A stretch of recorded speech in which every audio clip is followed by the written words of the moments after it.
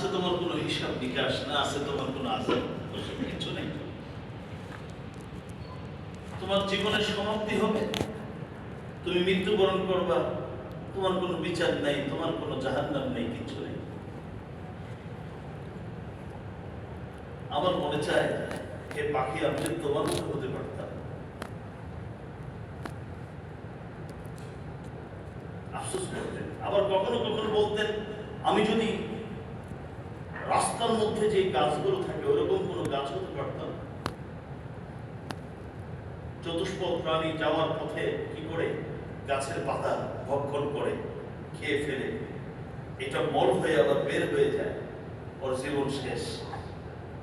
হযরত আবু বকর বলতেন, যদি আমি এমন হতে পারতাম যে পথের কোনো গাছ চতুষ্পদ প্রাণী আমাকে খেয়ে ফেলবে, ওদরের ভিতরে নিয়ে যাবে, মল বানিয়ে এটাকে বের করে দিবে, আমি তখন মানুষ বলে কিছু থাকতাম না, মানুষ আমার পরিচয় থাকতো না, তাহলে আমি কতই না ভালো হতাম, আমার কতই না আমি ভালো থাকতে পারতাম তখন, কারণ আমার তো জীবনের হিসাব দেওয়া লাগতো না।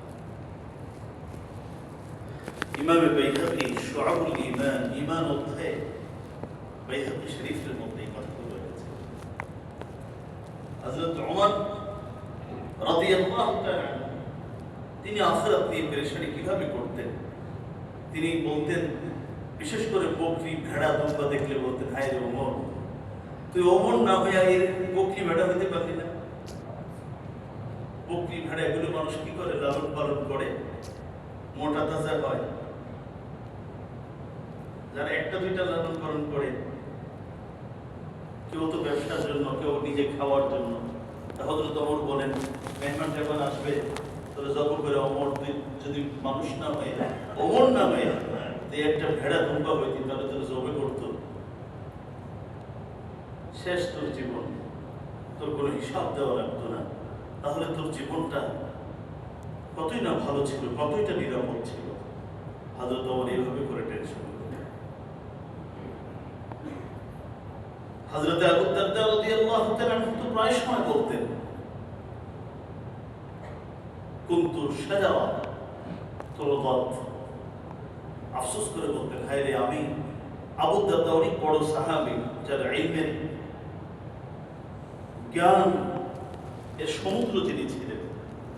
হযরত আবু দারদা বলতেন, কুনতু শাজারাতান তুরদাত, আমি যদি এমন একটা বৃক্ষ হতে পারতাম, আবু দারদা না হয়ে যদি আমি একটা গাছ হতে পারতাম, যে গাছটাকে বিভিন্ন প্রাণী খেয়ে ফেলত, তাহলে তো আমার জীবনের সমাপ্তি হয়ে যেত, আমার জীবনের কোনো হিসাব দেওয়া লাগতো। হযরত আবু হুরায়রা রাদিয়াল্লাহু তাআলা আনহু তিনি বলতেন, হযরত আবু হুরায়রা বিশেষ করে যখন ইন্তেকাল করছিলেন মুমূর্ষ অবস্থায়, হযরত আবু হুরায়রা রাদিয়াল্লাহু তাআলা খুব কান্না করছেন। জিজ্ঞেস করা হলো,